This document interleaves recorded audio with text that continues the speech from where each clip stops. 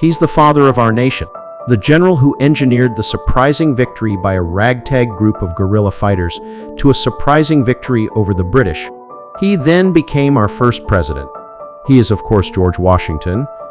And as everyone knows, there is a long list of tributes to Old George across the nation. Our capital city is named for him, as are colleges, a U.S. state, countless schools, bridges, highways, and more. We also celebrate his birthday as a national holiday.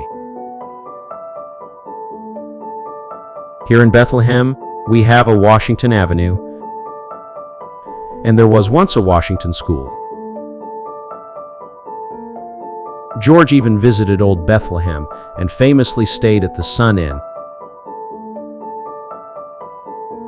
But did you hear about the rock? The George Washington Rock. Near Sayre Park on Lehigh's campus is this natural formation.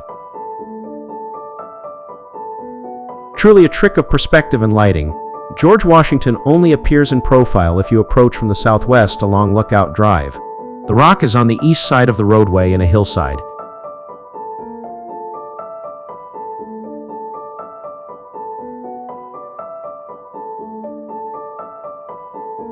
Not long after Lehigh opened its doors, a 30-acre tract of land south of the main campus was purchased by the university. The trustees wanted to control the crystal spring that supplied water to the campus buildings. Under President Lamberton, an additional 97 acres were acquired to control the entire watershed on South Mountain. By 1908, this became less important as the university began using South Bethlehem water. In 1909, the Board of Trustees established Sayre Park on the tract in recognition of a $100,000 donation from the family of Robert H. Sayre as a memorial. The funds were to be used for the development and maintenance of the park.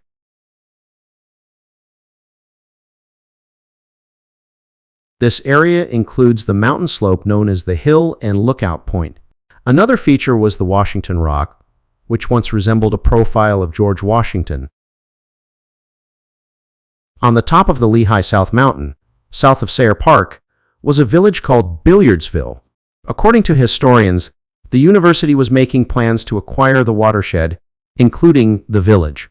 The plan was to make a golf course of the village.